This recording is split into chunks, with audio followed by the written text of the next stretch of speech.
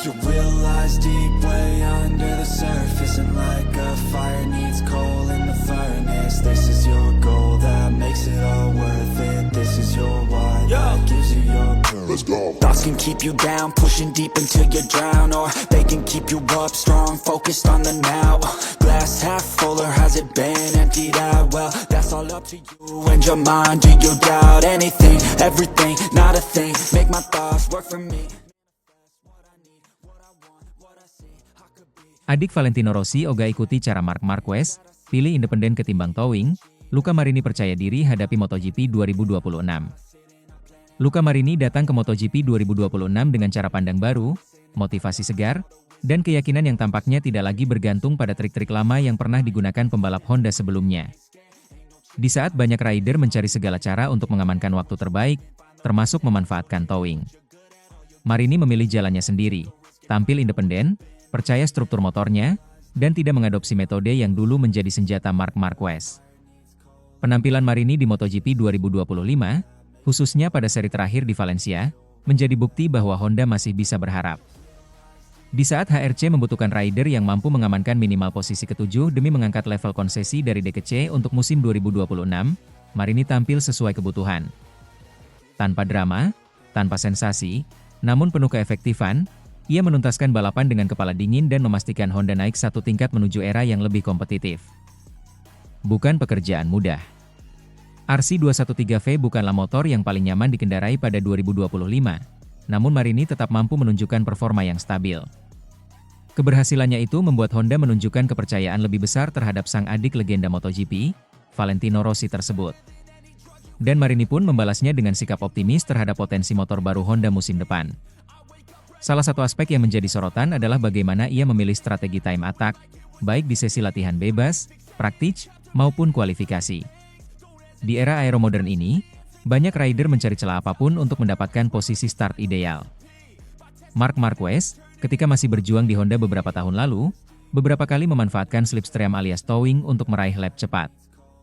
Ketika RC213V kehilangan keunggulannya, Marquez menggantungkan banyak upaya time attack-nya pada angin yang ditarik motor lain. Strategi itu sering berhasil. Slipstream membantu Marquez menambah kecepatan di trek lurus, mengurangi drag, dan membuatnya mampu mencatatkan waktu yang mustahil jika ia sendirian.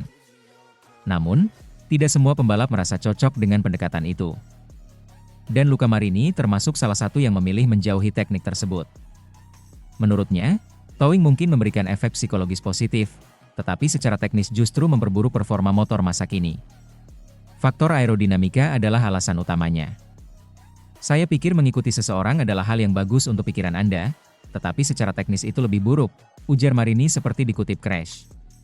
Karena sekarang dengan aero, motor bekerja lebih baik jika Anda sendirian. Pernyataan itu tidak sekadar opini. Ini adalah hasil pengamatan seorang pembalap yang paham betul bagaimana RC213V bekerja dalam kondisi turbulensi udara modern. Aero package MotoGP sekarang jauh lebih sensitif dibandingkan 6 atau 7 tahun lalu. Ketika seorang pembalap berada terlalu dekat di belakang motor lain, efek dirty air jadi masalah besar. Downforce berkurang, stabilitas bagian depan terganggu, dan tikungan cepat jadi jauh lebih berisiko. Bagi Marini, keuntungan slipstream tidak sebanding dengan kerugiannya. Memang ada masa ketika trik tersebut sangat efektif. Di era sebelum aero radikal seperti saat ini, pembalap yang masuk ke zona slipstream bisa mendapat kecepatan ekstra tanpa banyak kompromi pada stabilitas motor. Marquez memanfaatkannya di akhir-akhir masa Honda, sehingga beberapa kali mencuri posisi baik meski RC213V dinilai banyak orang tidak cukup cepat. Namun bagi Marini, yang kini menjadi salah satu sosok sentral dalam proyek kebangkitan Honda, risiko teknis terlalu tinggi untuk sebuah lap kualifikasi. Ia melanjutkan, jika Anda membutuhkan sesuatu yang ekstra untuk pikiran, motivasi, atau hal lain, bagus untuk mengikuti seseorang saat putaran kualifikasi. Tetapi jika Anda sendirian, motor mengekspresikan dirinya paling baik. Kalimat itu terdengar sederhana, tetapi mengandung pesan penting. Marini percaya pada motornya, dan percaya diri pada kemampuannya sendiri. Di tengah tekanan besar untuk membantu Honda bangkit setelah beberapa musim sulit, ia lebih memilih pendekatan yang konsisten dan terukur dibanding mencari jalan pintas. Ia bahkan menegaskan bahwa jika targetnya adalah meraih pole position, bekerja sendirian adalah pilihan paling logis. Saya pikir untuk mencoba meraih posisi terdepan selalu lebih baik untuk berjalan sendirian, tegasnya. Pendekatan independen ini sedikit banyak menunjukkan karakter Marini sebagai pembalap. Ia bukan tipe rider yang bermain agresif seperti Marquez, bukan pula sosok flamboyan seperti kakaknya, Valentino Rossi. Marini lebih tenang, analitis, dan memegang teguh prinsip bahwa performa sejati datang dari sinergi antara rider dan motor tanpa terlalu banyak bergantung pada faktor eksternal. Honda jelas membutuhkan seseorang seperti dirinya untuk fase pembangunan kembali ini. Dengan konsesi yang meningkat dan paket teknis yang semakin matang, MotoGP 2026 bisa menjadi musim penentu apakah Honda kembali menjadi raksasa atau masih harus berjuang memanjat tangga kompetitif. Dan bagi Luca Marini, semuanya dimulai dari satu pilihan sederhana, percaya pada kemampuan sendiri, bukan pada angin yang ditarik motor lain. Partner barunya, Joan Mir, tentu akan menjadi bagian penting dari kolaborasi internal Honda ke depan. Namun pada akhirnya, identitas setiap pembalap selalu tercermin dari bagaimana ia mengambil keputusan di lintasan. Dan Marini sudah menunjukkan sikap tegasnya. Tidak ada towing, tidak ada bergantung pada lawan. Hanya dirinya, Honda, dan jalur bersih untuk mencari limit. Pendekatan itu mungkin lebih sulit. Namun di MotoGP modern, terkadang justru itulah yang membuat seorang rider berkembang menjadi pemimpin proyek dan pembawa harapan timnya. Marini tampaknya siap memikul peran itu di MotoGP 2026. Lies deep way under the surface, and like a fire needs coal in the furnace. This is your goal that makes it all worth it. This is your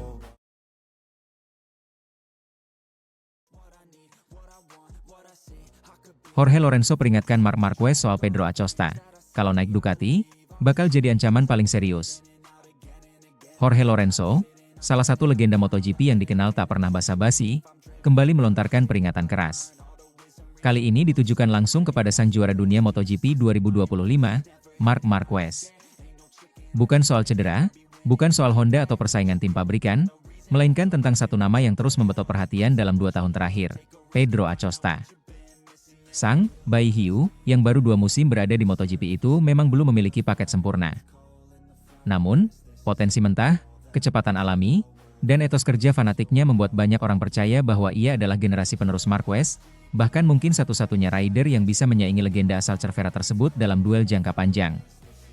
Dan kini, rumor kian kencang, Acosta dikabarkan menjadi target serius Pertamina Enduro VR46, satu dari 2 tim satelit Ducati. Tahun 2027 disebut-sebut sebagai titik temu semua kepentingan. Ducati butuh rider muda bintang, VR46 butuh ikon baru, dan Acosta butuh motor yang mampu memaksimalkan bakatnya. Lorenzo melihat semua tanda itu. Dan baginya, situasi ini seperti alarm besar bagi Marquez. Lewat wawancara bersama GP1, Lorenzo menegaskan bahwa MotoGP era sekarang tidak lagi sama dengan era 2010-an. Adaptasi yang dulu mudah bagi debutan kini berubah menjadi tembok yang sulit ditembus. Sekarang, jauh lebih sulit untuk langsung menggebrak, ujar Lorenzo. Moto2 tidak punya elektronik, sedangkan MotoGP sekarang seperti mengendarai pesawat luar angkasa. Perbedaannya sangat besar. Sementara jatah tes sangat sedikit. Jadi butuh waktu lama untuk menyatukan semuanya. Lorenzo kemudian menyebut nama-nama besar yang dahulu bisa langsung menggemparkan dunia, seperti Marc Marquez pada 2013 atau Max Biaggi pada 1998. Namun, generasi hari ini tak memiliki kemewahan motor simpel dan regulasi longgar seperti dulu. Meski demikian, dari semua rider muda yang muncul 1 dekade terakhir, hanya satu yang dinilai Lorenzo paling mendekati kemampuan menggebrak sejak hari pertama, seperti Biaggi dan Marquez, Pedro Acosta. Acosta menjalani debut MotoGP pada 2024 dengan KTM, tim yang dikenal punya potensi besar namun masih kalah level dibandingkan Ducati. Menurut Lorenzo, hal itu adalah satu-satunya yang menahan ledakan Acosta. Satu-satunya orang yang mungkin bisa melakukan apa yang Biaggi lakukan adalah Pedro, tegas Lorenzo. Kalau pada tahun debutnya dia pakai Ducati, saya yakin hasilnya jauh lebih mencolok dibandingkan saat memakai KTM. Ucapan ini bukan pujian kosong. Lorenzo, yang dikenal sebagai salah satu pembalap paling teknis sepanjang sejarah, tahu betul bahwa adaptasi terhadap Ducati lebih mudah untuk rider agresif seperti Acosta. Karakter Rins, Martin, dan Bastianini beberapa tahun terakhir membuktikan satu hal, gaya menyerang cocok dengan DNA Ducati. Dan kalau Acosta diberi senjata terbaik di grid, Desmosedici, Lorenzo meyakini akan terjadi perubahan besar dalam peta kekuatan MotoGP. Marc Marquez baru saja menutup musim 2025 dengan gelar dunia ke-9, sekaligus mencatat comeback terbesar dalam sejarah modern setelah kepindahannya ke Ducati Lenovo Team. Namun, Lorenzo menilai Marquez mungkin akan menghadapi masalah besar jika Ducati menaruh Acosta di salah satu kursi mereka pada 2027. Pedro dengan Ducati akan sangat berbahaya bagi Marquez, ujarnya lugas. Marquez memang sangat kuat, mungkin masih lebih komplit dibanding Pedro. Tetapi Acosta punya keuntungan besar, usia muda. Acosta berusia 23 tahun pada 2027. Marquez akan berusia 34. Perbedaan 11 tahun bukan angka kecil dalam olahraga sekeras MotoGP, terutama ketika berbicara soal reaksi, stamina, dan risiko cedera. Apalagi Acosta disebut masih utuh, belum mengalami cedera besar yang menggerogoti mental dan fisiknya. Dan satu hal yang membuat Lorenzo terkesan adalah etos kerja Acosta yang ekstrim. Dia bekerja sangat keras. Dari pukul 6 pagi sampai pukul 10 malam, ujar Lorenzo. Ini bukan hanya soal bakat. Ini soal bagaimana dia memeras dirinya sendiri untuk terus berkembang. Karakter seperti ini sangat jarang ditemukan pada rider muda modern. Kebanyakan muncul di era Casey Stoner, Dani Pedrosa, atau Valentino Rossi muda. Kini, karakter itu dirangkum dalam sosok Pedro Acosta. Jika rumor kepindahan Acosta ke Ducati benar-benar terjadi, MotoGP bisa menyaksikan salah satu duel terbesar dekade ini, Marc Marquez versus Pedro Acosta dalam satu ekosistem motor paling kuat. Marquez masih dalam kondisi prima meski usia bertambah.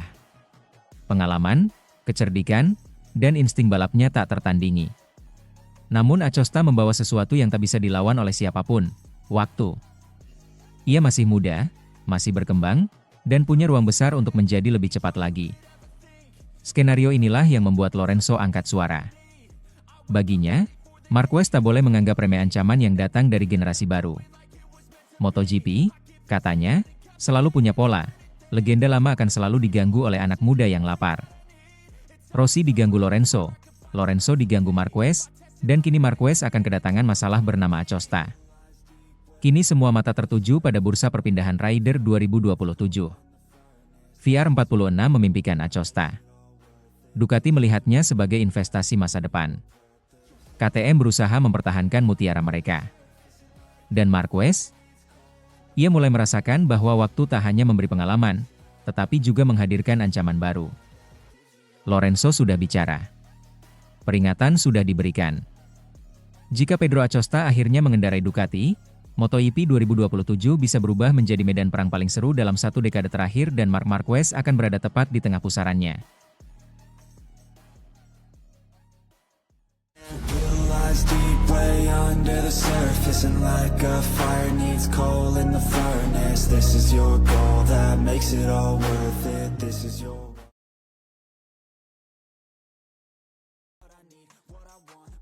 Fabio Di Giannantonio tak segacor Marc Marquez di MotoGP 2025? Ini jawaban santai tapi menohok dari sang pembalap VR46. Musim MotoGP 2025 baru saja berakhir, dan seperti biasa, panggung balap paling bergengsi di dunia itu kembali menghadirkan drama, kejutan, dan tentu saja, kritik yang tidak pernah ada habisnya. Salah satu nama yang paling sering disorot pada musim ini adalah Fabio Di Giannantonio, pembalap VR46 Racing Team yang musim ini mendapat keistimewaan besar dari Ducati, yakni motor spek pabrikan terbaru, Desmosedici 2025. Dengan motor itu, ekspektasi besar langsung menumpuk di pundaknya. Banyak yang membayangkan Di Gia, sapaan akrab Di Giannantonio, akan tampil galak, agresif, dan menjadi ancaman serius bagi nama-nama besar seperti Francesco Bagnaia, atau bahkan Marc Marquez. Namun kenyataan tak selalu seindah prediksi di atas kertas. Alih-alih menjadi kuda hitam utama, performa Di Gia justru dianggap kurang menggigit jika dibandingkan Marc Marquez. Padahal memakai motor dengan spesifikasi sama namun mampu mendominasi musim 2025 dan keluar sebagai juara dunia. Gap performa inilah yang membuat Di Gia dibanjiri kritik dari netizen, komentator, hingga sebagian pengamat MotoGP.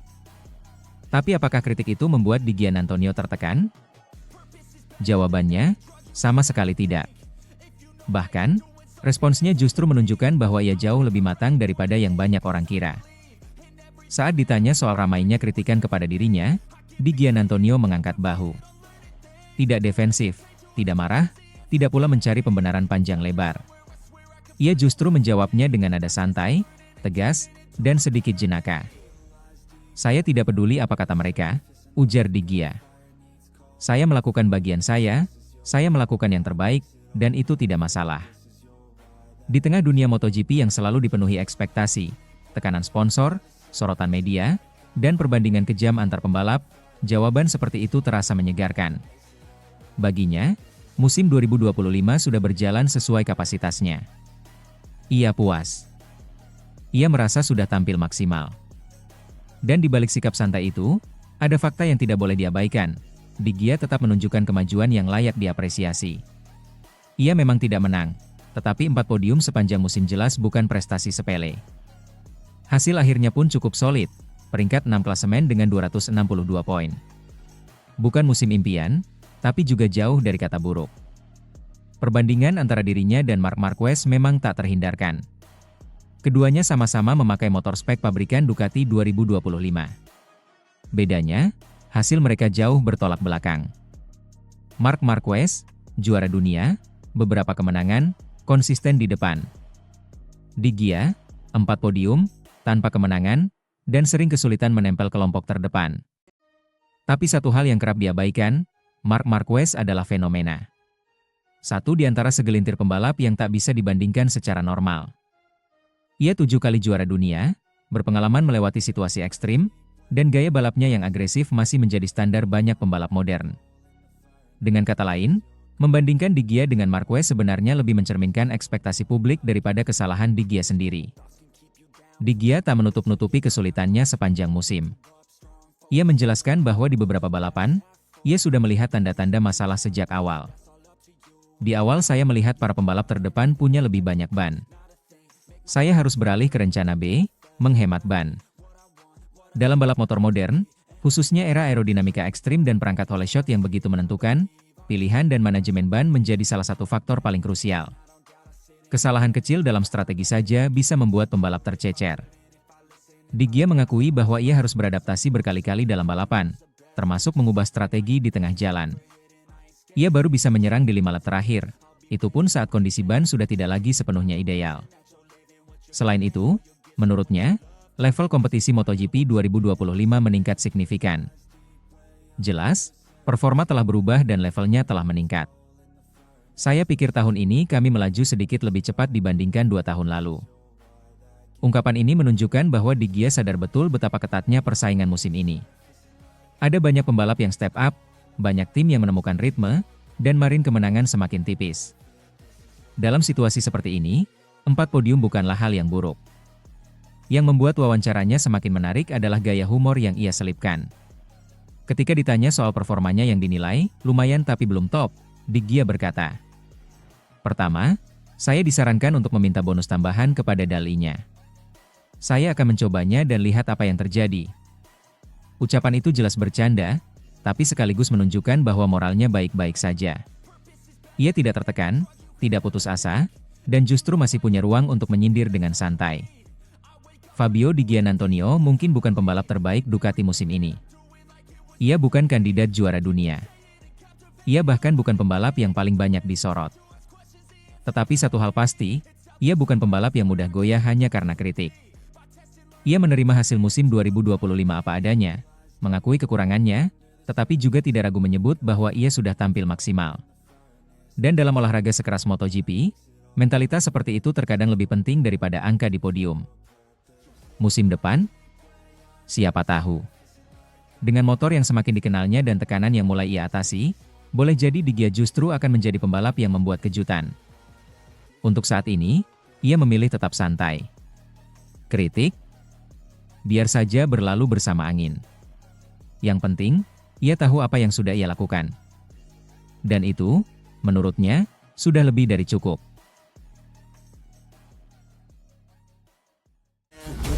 Deep way under the surface, and like a fire needs coal in the furnace. This is your goal that makes it all worth it. This is your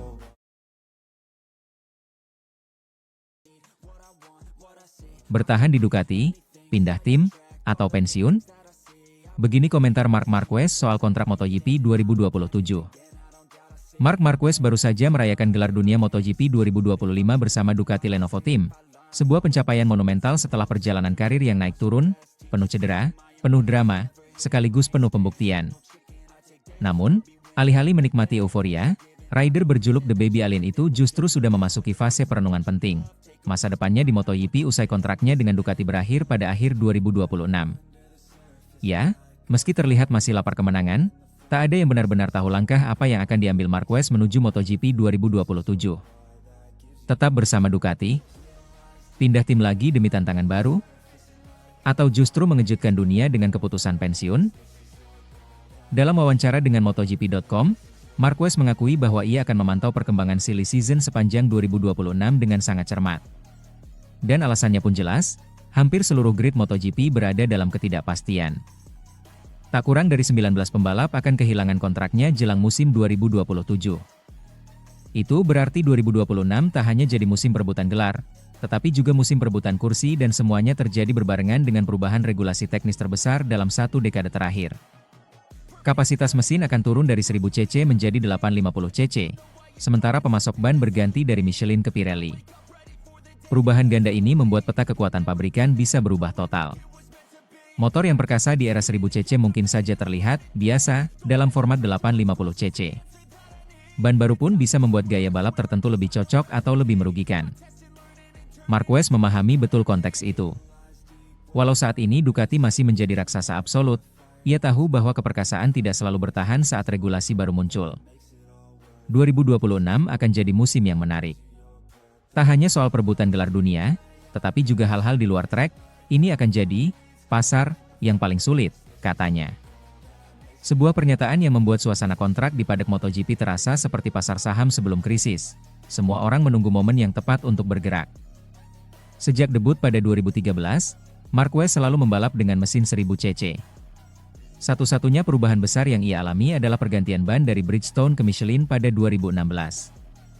Di luar itu, ia jarang berhadapan dengan revolusi teknis yang bisa menggoyang hierarki pabrikan. Kini, ia dan seluruh rider harus memulai semuanya dari nol lagi. Selama saya berkarir di MotoGP, mereka tidak pernah mengganti aturan teknis. Mereka hanya ganti pemasok ban. Cukup mudah memprediksi proyek mana yang terbaik bagi Anda. Namun, tak ada yang bisa menjanjikan motor mana yang akan jadi yang terbaik, ujar Marquez. Dengan kata lain, Marquez tidak terburu-buru mengikat kontrak panjang. Ia ingin melihat motor pabrikan mana yang paling cepat beradaptasi dengan era 850 cc dan ban Pirelli sebelum membuat keputusan. Ini menciptakan skenario menarik. Marquez, sang juara dunia 9 kali, mungkin saja menjadi free agent paling diburu sepanjang sejarah MotoGP. Ducati adalah kerajaan yang saat ini berdiri di puncak dunia MotoGP. Motor YP25 dan YP26 sudah membuktikan diri sebagai paket paling matang, paling lengkap, paling efektif. Namun dominasi di satu era tidak otomatis menjamin dominasi di era berikutnya. Marquez tahu itu. Bahkan sebelum regulasi berubah pun, ia sudah pernah merasakan bagaimana sebuah pabrikan bisa tergelincir hanya karena salah membaca arah pengembangan, sesuatu yang pernah dialami Honda. Karena itu, ia menjaga semua opsi tetap terbuka. Salah satu bagian paling mencengangkan dari wawancara Marquez adalah ketika ia membicarakan soal potensi pensiun. Pada Februari 2027 nanti, ia akan berusia 34 tahun, usia yang bagi sebagian pembalap masih sangat kompetitif, tapi bagi sebagian lain justru menjadi titik refleksi. Marquez memilih bersikap realistis. Anda harus mengikuti insting. Jika saya masih lanjut sebagai pembalap, itu karena saya merasa saya masih bisa menang. Jika tidak, saya akan berhenti. Ini kalimat yang terdengar tegas sekaligus jujur dari seorang juara besar. Marquez tidak akan bertahan di paddock hanya demi menghitung jumlah balapan. Ia bertahan hanya jika ia bisa menang, hanya jika ia masih merasa layak menjadi juara dunia. Saya ingin merebut gelar dunia. Itulah yang utama, itu tujuan saya, dan beban itu berada di pundak saya. Dengan kata lain, ia tak ingin menghabiskan 2 atau 3 musim hanya menjadi penggembira. Saat ini Marquez telah mengoleksi 9 gelar dunia, menyamai legenda seperti Valentino Rossi dan Mike Hailwood. Jika ia meraih 1 gelar lagi, ia akan naik ke posisi ketiga sepanjang sejarah, mengungguli Rossi dan hanya kalah dari Agostini, 15, dan Angel Nieto, 13. Gelar ke-10 akan menempatkannya di tangga sejarah yang jauh lebih megah daripada sekadar rivalitas Rossi Marquez yang selama ini menjadi narasi publik. Dan justru karena itu, keputusan menunda kontrak hingga 2026 terasa sangat masuk akal. Marquez hanya mau menunggangi motor yang bisa membawanya ke gelar ke-10. Keputusan Marc Marquez soal 2027 bisa menjadi salah satu momen paling menentukan dalam sejarah MotoGP modern. Bila ia bertahan di Ducati, ia memiliki fondasi kuat untuk meraih gelar ke-10. Bila ia pindah tim, itu bisa jadi petualangan baru yang mengguncang peta kekuatan. Bila ia pensiun, itu akan menjadi penutup karir yang dramatis bagi salah satu pembalap terbaik sepanjang masa. Pada akhirnya, Marquez mengirimkan pesan yang jelas, masa depan ada di tangan instingnya, dan insting seorang juara adalah mencari jalan tercepat menuju kemenangan. MotoGP pun menunggu, dunia menunggu, Ducati pun menunggu. Marc Marquez akan menjawab, tapi tidak sekarang. Lies deep way under the surface, and like a fire needs coal in the furnace. This is your goal that makes it all worth it.